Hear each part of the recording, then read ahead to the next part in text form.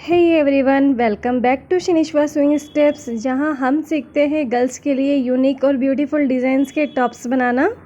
आज के वीडियो में हम बनाने वाले हैं ये ब्यूटीफुल सा चेन रगलान स्लीव टॉप, वो भी बहुत ही आसान तरीके से। तो वीडियो शुरू करते हैं। ये टॉप बनाने के लिए मैंने यहाँ पर सिर्फ 2 मीटर लेस फैब्रिक लेके रखा हुआ है और यहाँ पे मैं आपको दिखाऊं तो ये फैब्रिक हमारा कम्प्लीटली ट्रांसपेरेंट है।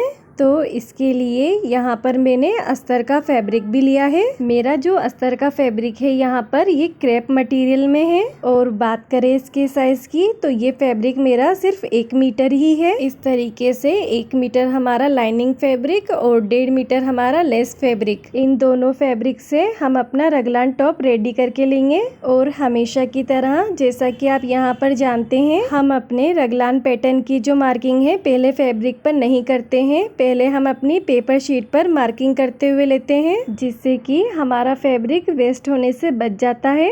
टॉप मार्किंग के लिए यहाँ पर मैंने अपनी पेपर शीट को बिछाते हुए ले लिया है। अभी मुझे मार्किंग करने में थोड़ा इजी रहे, इसलिए मैं अपनी पेपर शीट को इस तरीके से हाफ में फोल्ड कर दूंगी। तो इस तरीके से यहाँ पे हमारी शीट पूरी फोल्ड होकर आ गई है।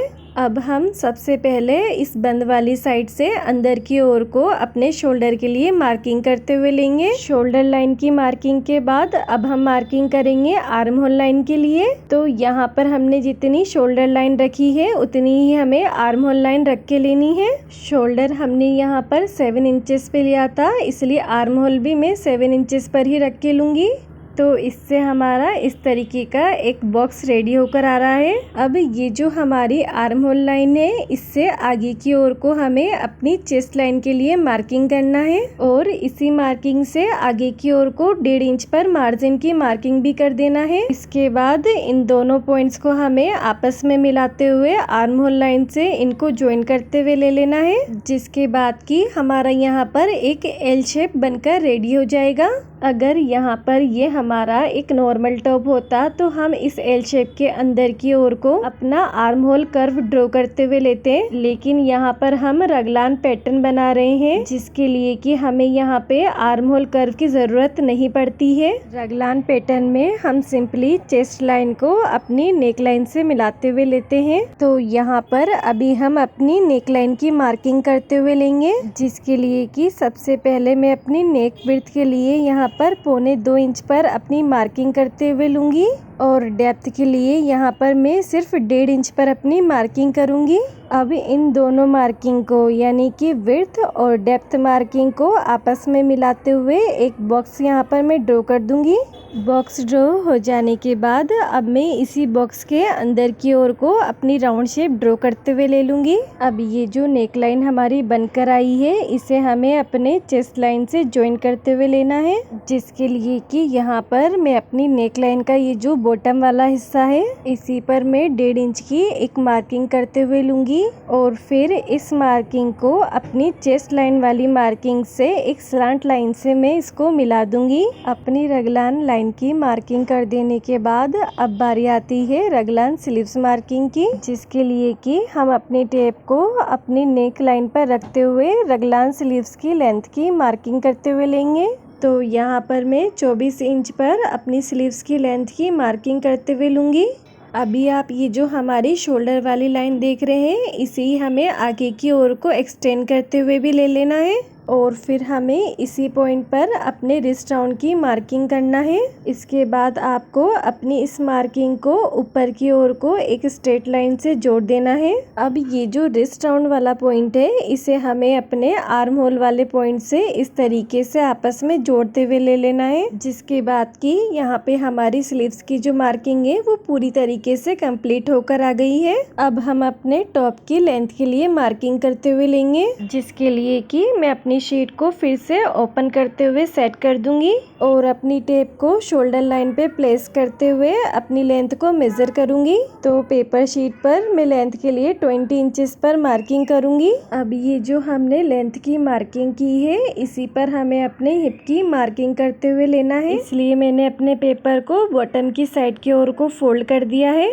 यहाँ पे मैं 40 साइज के 4th पार्ट पर यानी कि 10 इंचेस पे अपनी मार्किंग करते हुए लूंगी और यहाँ पर भी मैं मार्जिन के लिए 1.5 इंच पर ही मार्किंग करूँगी और साथ ही यहाँ पे हमें अपने इन पॉइंट्स को एक स्ट्रेट लाइन से ज्वाइन करते हुए भी ले लेना है। अब हमारा ये जो पॉइंट निकल कर आया है इसको और ऊपर जो हमारा आर्म होल वाला पॉइंट था इसको, इन दोनों पॉइंट्स को आपस में मिलाते हुए हमें अपने टॉप की साइड की मार्किंग कर देनी है।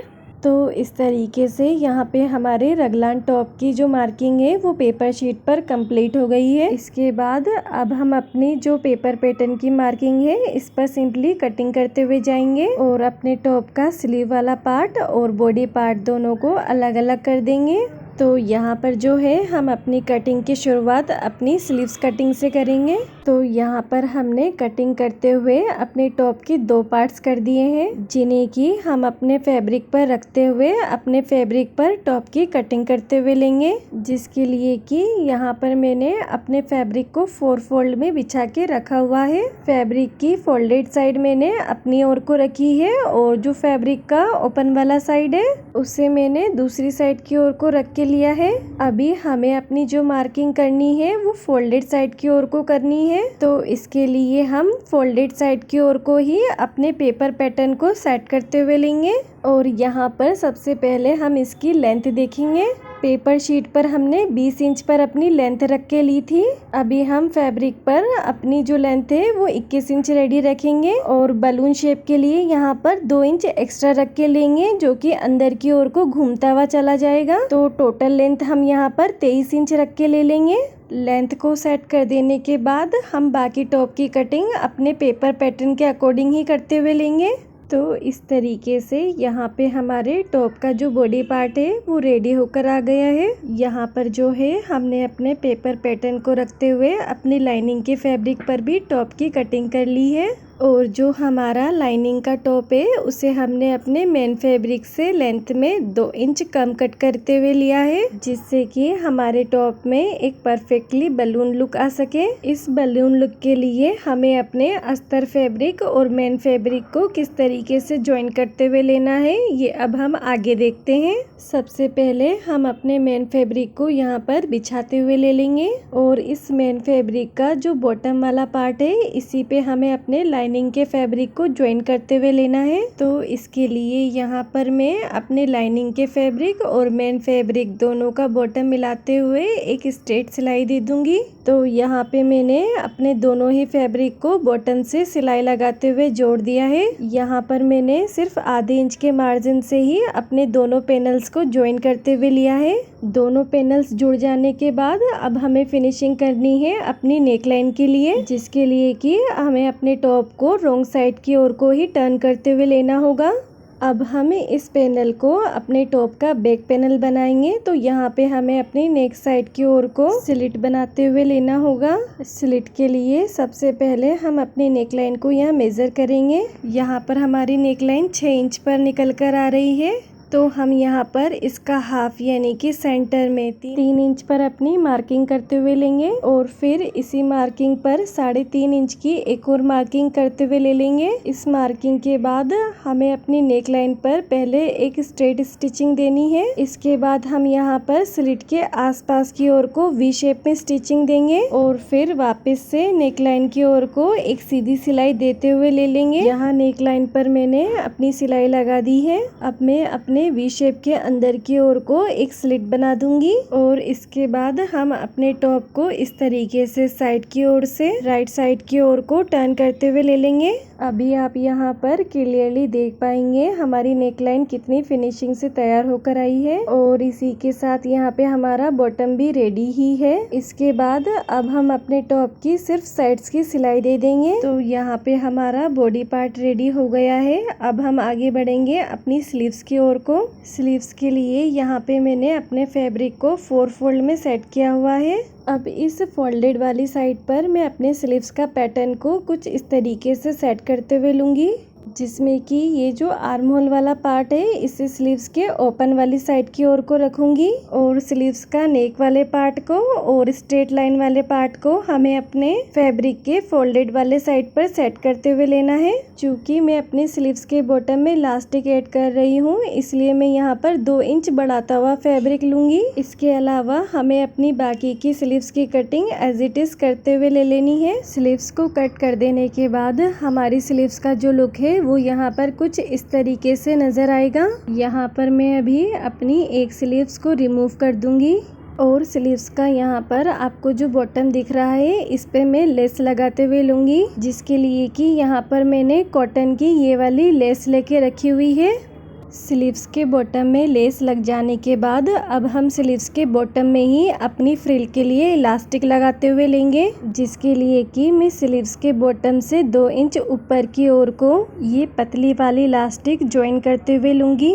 लेकिन यहाँ पर जैसा कि आप देख सकते हैं हमारी स्लीव्स जो है वो कम्प्लीटली शेयर है, तो हमें यहाँ पे अपने इलास्टिक को छुपाने के लिए एक स्ट्रिप लगाते हुए लेनी होगी। तो यहाँ पर मैंने अपनी स्ट्रिप के लिए एक स्ट्रेट पट्टी कट करके रखी हुई है।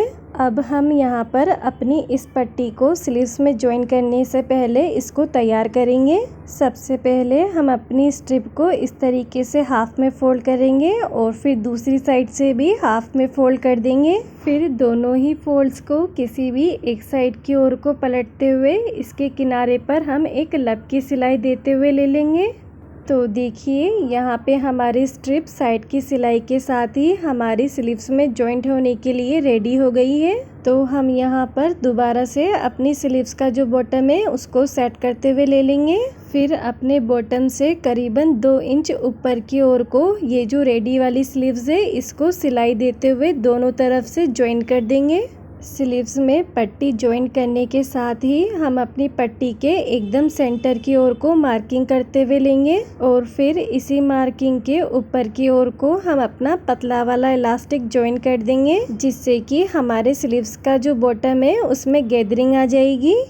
तो देखिए यहाँ पे मैंने अपने इलास्टिक को ज्वाइन कर दिया है और यहाँ पे मैं अपनी स्लीव्स को आपको राइट साइड की ओर से दिखाऊं तो आप यहाँ पर क्लियरली देख पा रहे हैं हमारा जो इलास्टिक है वो यहाँ पर बिल्कुल भी विजिबल नहीं है। स्लीव्स के बॉटम के साथ ही यहाँ पर स्लीव्स का जो टॉप वाला साइड है इसको भी मैंने यहाँ पर पतला पतला डबल फोल्ड करते हुए फिनिशिंग दे दी है, जिससे कि हमारी जो स्लीव्स है ये यहाँ पर पूरी तरीके से टॉप में लगने के लिए रेडी हो गई है। अपने टॉप में स्लीव्स को ज्वाइंट करने से पहले हमें यहाँ पर एक छोटा सा काम करना है। अभी आप ये जो चेन देख रहे हैं इसे हमें अपने टॉप का ये जो आर्म होल वाला साइड है उस पर ज्वाइन करते हुए लेना है। इसके लिए सबसे पहले मैं अपनी चेन को इस तरीके से ओपन कर लूंगी और फिर इसके बाद हमें अपनी चेन को रॉन्ग साइड की ओर को टर्न कर देना है। इसके बाद हमारी चेन का ये जो फैब्रिक वाला पार्ट है इसको हमें अपने टॉप के आर्म होल से इस तरीके से मिलाते हुए रखना है।